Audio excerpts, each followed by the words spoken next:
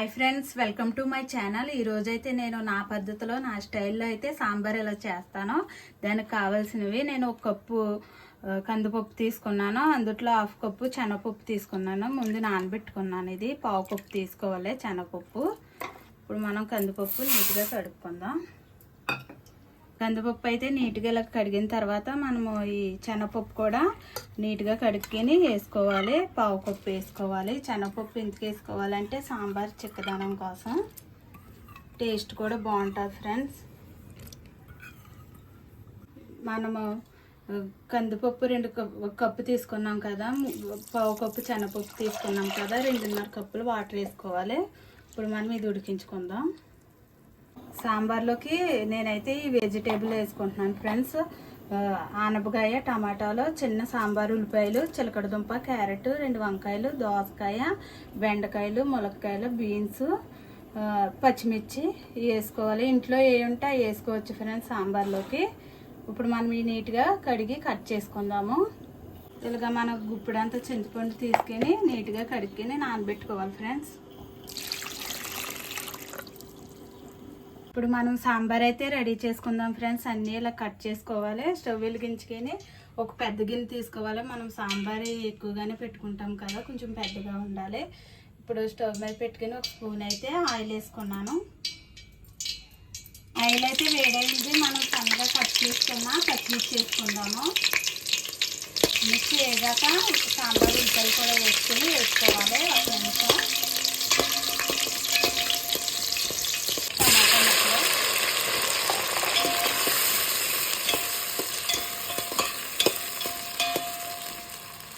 ఆయిల్లో మగ్గిన తర్వాత మనము కట్ చేసుకుని కూరగాయ ముక్కలన్నీ వేసుకోవాలి.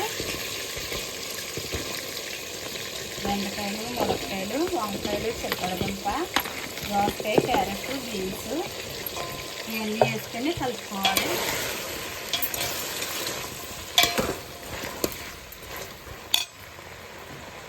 ఒక 2 స్పూన్లు సాల్ట్ వేసుకుందాం ఫ్రెండ్స్.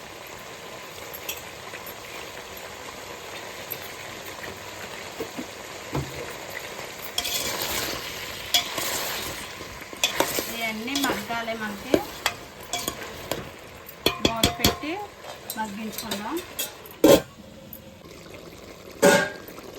మనకి కూరగాయలన్నీ ఇలా మగ్గిన తర్వాత ముందుగా ఉడికించుకున్న ఈ పప్పు వేసేసుకుందాం. మనం నానబెట్టుకున్నాం కదా, చింతపండు రసం కూడా వేసుకోవాలి.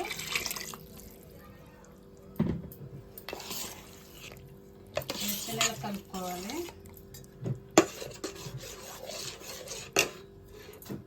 కొన్ని వాటర్ కూడా వేసుకోవాలి. మనం పప్పు కొంచెం ఎక్కువగానే వేసుకున్నాం కదా, వాటర్ కూడా ఎక్కువగానే ఉండాలి, లేకపోతే మరీ చిక్కగా ఉంటుంది సాంబార్. ఈ ముక్కలో తగ్గట్టు ఉండాలి మనకి ఈ రసం. ఇప్పుడు మనం ఒక స్పూను కారం వేసుకుందాము. ఎందుకంటే సాంబార్ పొడిలో కూడా ఎండుమిర్చి వేసుకుంటాం కాబట్టి ఒక స్పూన్ అయితే సరిపోద్ది. 1 టీ స్పూన్ పసుపు,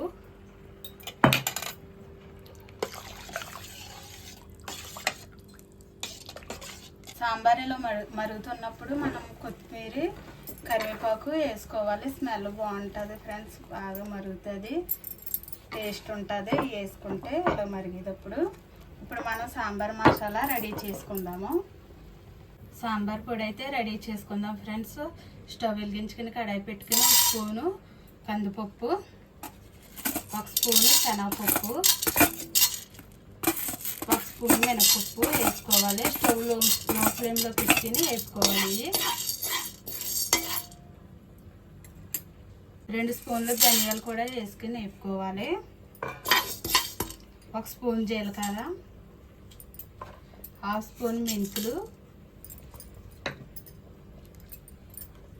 1 స్పూన్ రైస్, 1/2 స్పూను మిరియాలు వేసుకోవాలి.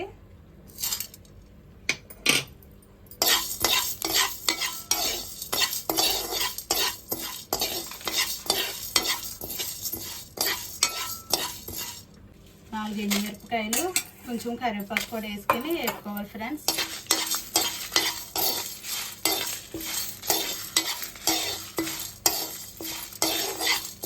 లో ఫ్లేమ్ మీద ఇలా వేపుకోవాలి. మనకి కరివేపాకు ఇలాగ క్రిస్పీగా వేగాలి. ఇంకా మనం స్టవ్ ఆఫ్ చేసేసి మిక్సీ పట్టుకుందాము.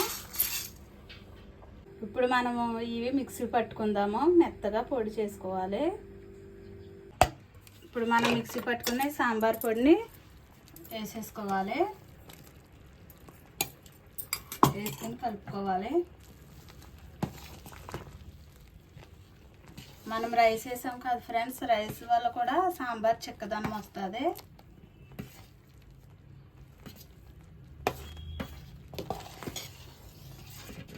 మనం సాంబార్ పొడి వేసుకున్నాం కదా ఫ్రెండ్స్, ఆ ఫ్లేవర్ అంతా ఈ ముక్కలు పట్టి బాగా మరగాలి. ఇది మరిగించుకోవాలి బాగా దగ్గరగా. సాల్ట్ కూడా ఇప్పుడే చూసుకుందాం సరిపోయిందో లేదో. తక్కువ వేసాం కదా, సాల్ట్ అయితే పడుతుంది.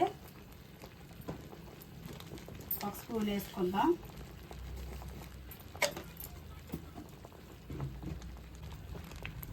ఈ సాంబార్ మనకి ఎంత మరిగితే అంత టేస్ట్ ఫ్రెండ్స్. సాంబార్ అయితే ఇలాగా చిక్కగా అయింది ఫ్రెండ్స్, చక్కగా మరిగింది. ఇప్పుడు మనం తాలింపు పెట్టుకుందాము. స్టవ్ వెలిగించుకొని కడాయి పెట్టుకొని 2 స్పూన్ల ఆయిల్ అయితే వేసుకున్నాను. ఆయిల్ వేడయింది. దంచుకున్న ఎల్లుల్లిపాయలు వేసుకోవాలి.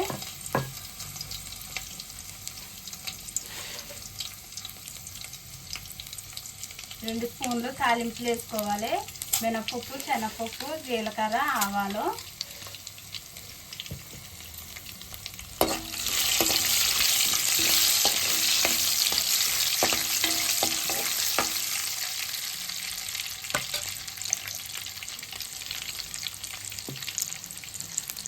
ఎండుమిర్చి,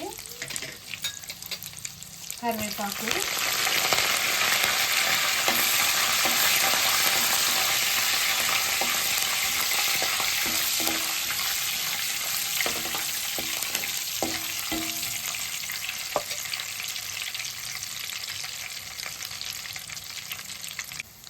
రెండు చిటికలు ఇంగువ కూడా వేసుకోవాలి.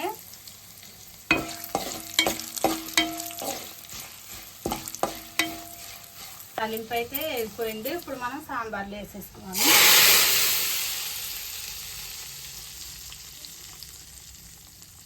ఇలాగా సాంబార్ చేసుకుంటే చాలా బాగుంటుంది ఫ్రెండ్స్. నేనైతే ఇలాగే చేస్తాను. మీరు కూడా ఇలా ట్రై చేయండి ఫ్రెండ్స్. చాలా టేస్ట్గా ఉంటుంది, చాలా బాగుంటుంది. ఇడ్లీలో కూడా బాగుంటుంది ఈ సాంబారు. నచ్చితే లైక్ చేయండి, షేర్ చేయండి, సబ్స్క్రైబ్ చేయండి. Bye friends.